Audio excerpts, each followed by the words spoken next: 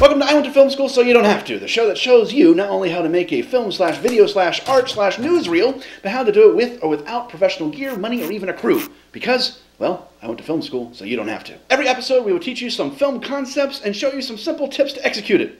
Let's cut to the chase. Wait.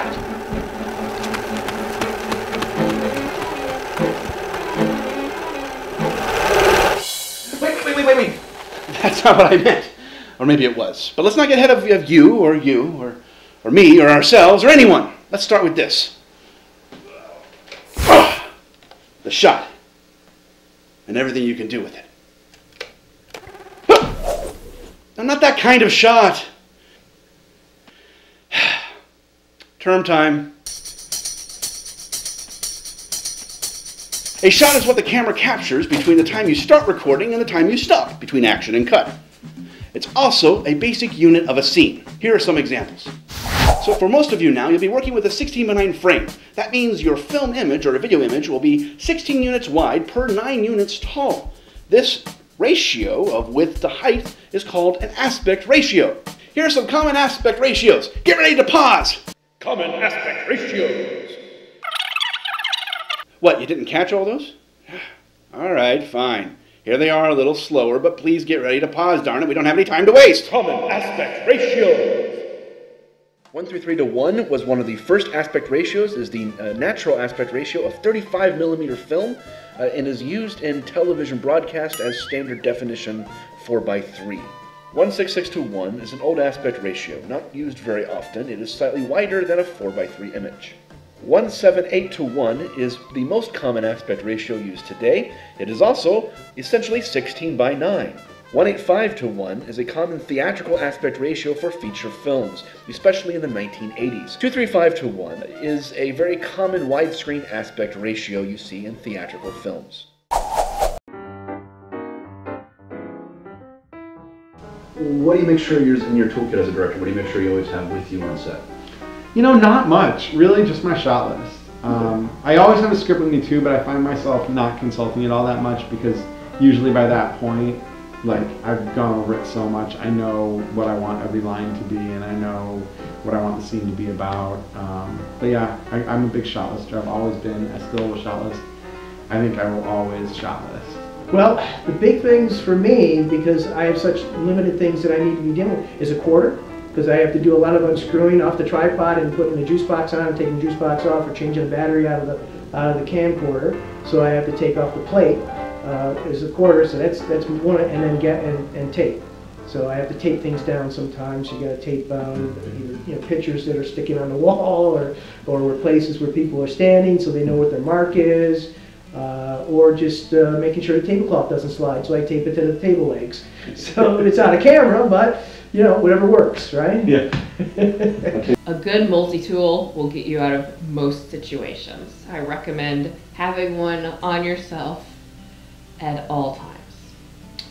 After that doesn't work, you're going to need some tape. So you're going to have gaff tape and you're going to have paper tape, because paper tape isn't going to take the paint off your walls. So those are my first go-to items, and you can fix almost everything you need to fix with tape or a multi-tool.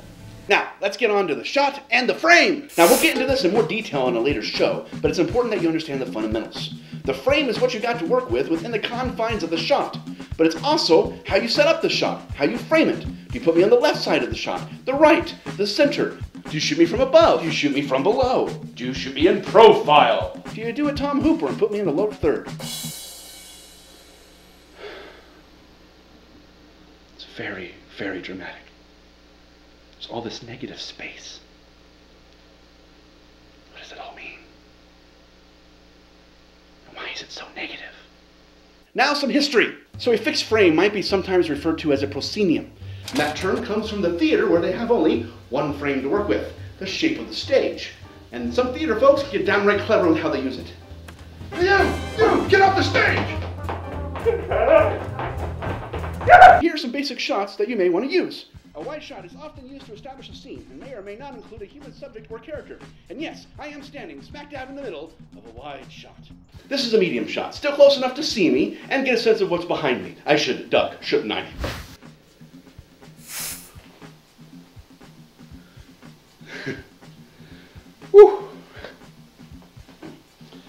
Medium shot.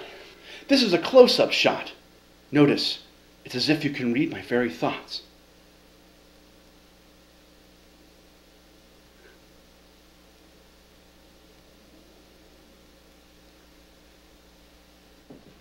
And you can have variations.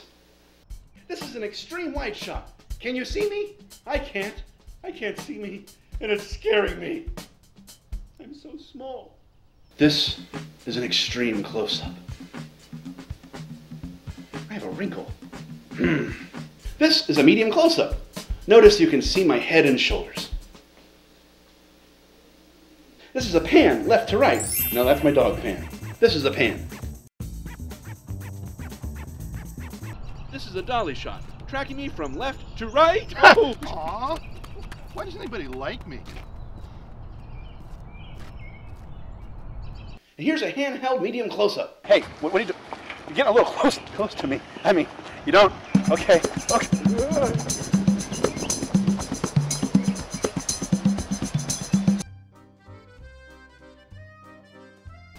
Favorite shot's a two-shot, I guess, only because you can still see the dynamic of people working off of people. Okay, and close-ups are great. Masters or establishing shots are great, but a two-shot gives you the actors room to play.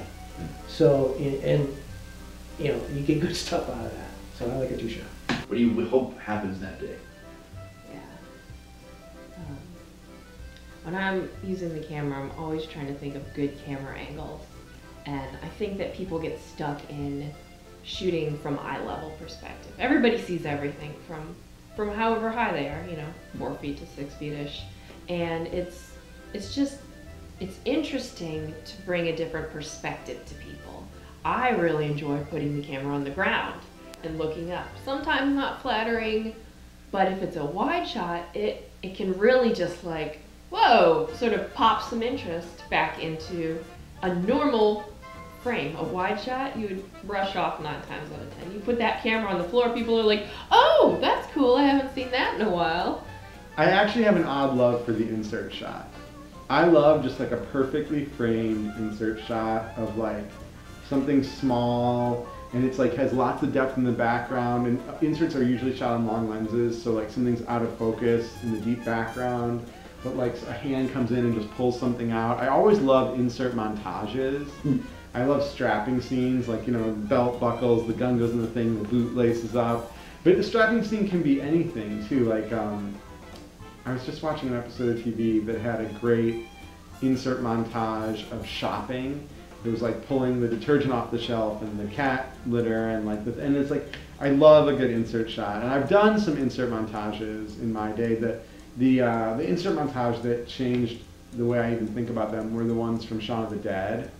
The toilet flushes, the water goes down, the toothbrush comes out, like, and the toast pops up, and then you're into the next scene. Like, he used them as like transitions. Those were so cool. So I love a good insert montage. I also love a shot that becomes another shot, and Spielberg was like the master of this. But like, it starts out as like the widest shot you can imagine, and then it pans 10 degrees and it's a tight close-up, and then it moves a little further and it's a perfect two-shot and it's all in one. It's so rare to get the opportunity to do something like that, or to even be able to think of something like that, and he just does it. Challenge time!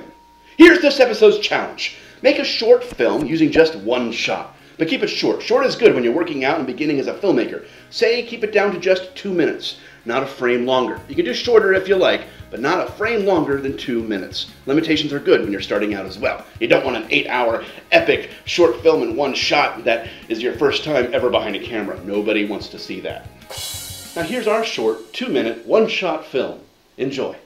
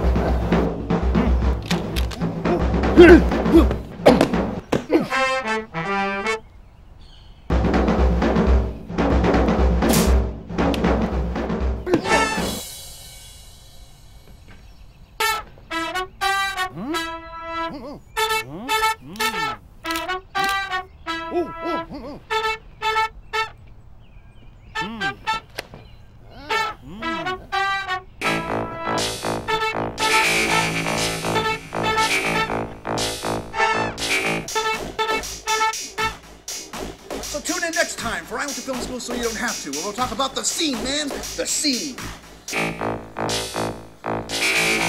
Cut! Alright, good. That's a wrap. Woo! What's your advice to them? I do have this standard advice for filmmakers, which is make a film, make something, make anything. Should be something from your heart, something you think you care, something you care about, and put it together and show it to someone and listen to what they say, listen to their comments. And you never know what's going to come out of a take. Sometimes you got to do multiple takes for whatever the reasons. A dog barks, a plane goes over. We shot our first season of We Picked the Winners in an outdoor patio, and it was on a Wednesday morning because that was the time we could get it, and that was the time our actors could be there.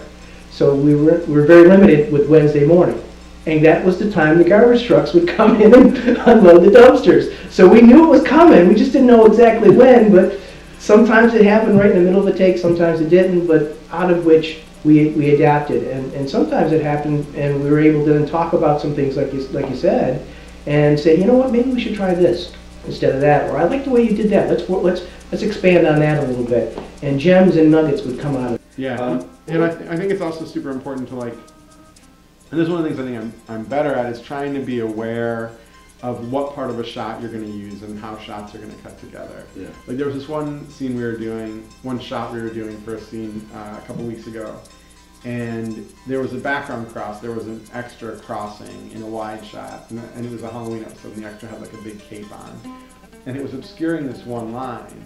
And the shot was actually a master of the scene, and the truth is you don't use the master that much when you cut stuff together. It's like a geography master.